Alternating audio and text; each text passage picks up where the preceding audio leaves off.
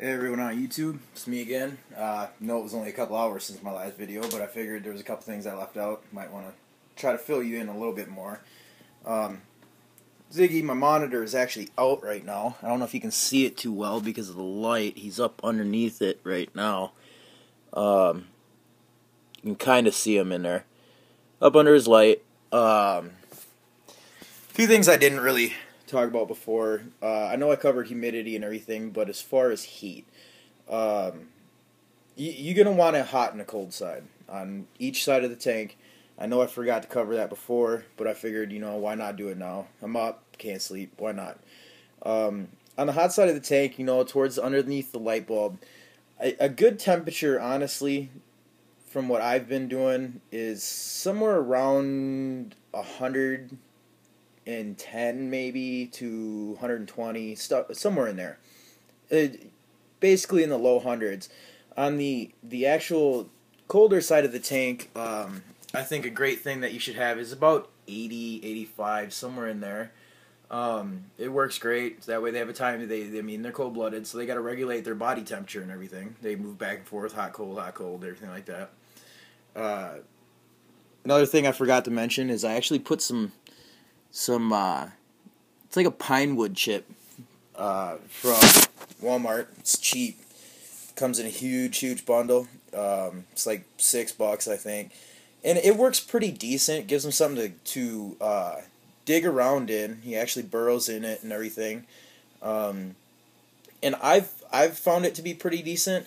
The other thing I've used a lot for my snakes, and a lot of people are always wondering, how do you keep a humidity in your tank if you don't have a mister or anything like that? Foggers, I've used them before, but my main problem with them is some of the ones that they got, the fan that actually pushes the fog out of the unit is placed way too close to where the water goes.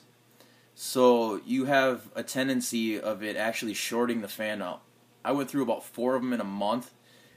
Didn't really care for them, anything like that. But, like I said, if you don't have a fogger, a mist, or anything like that, another great thing that I've actually learned myself through having my ball python that actually helps keep the moisture in the tank is the coconut husk. It comes in a brick. It's fairly cheap. You soak it down in a bucket of water. It expands out crazy load. One little brick that's, probably just about the size of a normal brick will actually cover an entire 40-gallon tank on the bottom. I've used it before. It works great. Couple other things I haven't really talked about. He's a little young for me to want to do this. I know people do hand feeding, things like that. I'm not going to try to associate my hand with food at all. Actually, when he gets bigger, I'm going to start doing something. And not only do these get big, they are very, very smart. They can distinguish a lot of things. They've done studies, apparently, from what they say, these things can actually count up to 6. They do all sorts of stuff. They've had a bunch of different things, which gets me to the point of when he gets older, one thing I want to try is targeting. Now, I don't know if anyone's familiar with targeting. It's essentially you're getting an object, which I'm probably going to get a big pair of tongs, giant pair of tongs, that people use for feeding snakes. You can get them at reptile stores. They said Reptile Rapture is a great store. It was actually reptilerapture.net, not .com, but reptilerapture.net. They got, their Facebook's Reptile Rapture, of course.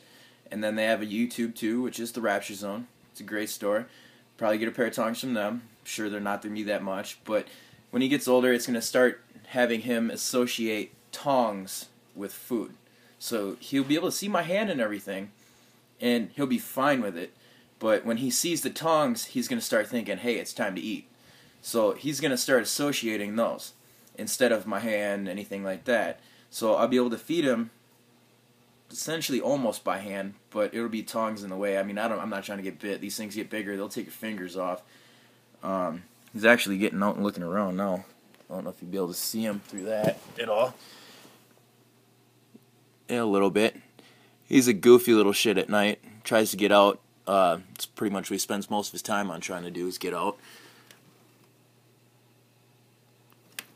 But like I said, there was just a few things that I wanted to go over that I just thought of the top of my head right now. There will be more later. Other thing that I wanted to talk about is I said I know I got this tank. I know I'm going to add on to it. It's going to be about 5.5 feet by the time I add in the addition to it. It's a little narrow for my liking, but it's what fits the space I got right now. But when these get bigger, you're going to want a big tank. Very big. Actually, if I don't just give it a whole room, standard tank for these things fully grown is probably about 8 feet long, 4 feet wide, and 6 feet tall. So it's going to take up some space. So if you don't have the space for it, that's going to be a huge thing. Like I said, I don't want anyone getting into anything that they're not ready for.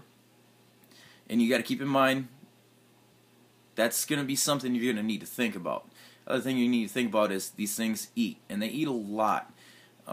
He's not eating so much now. I mean, he's a baby. He'll eat about 2 pinkies, whatever, 3 maybe at most. And he eats on a daily basis right now. They said I've been feeding him chicken, turkey, steak, all sorts of stuff. Seems to like turkey a lot. Pinkies, like I said, he'll eat those like they're not even anything. But, you know, like I said, I just wanted people to keep in mind of certain things. They're going to eat, and eat a lot when they get bigger. And they're going to need a very big tank, like I said, 8 feet by 4 feet by 6 feet.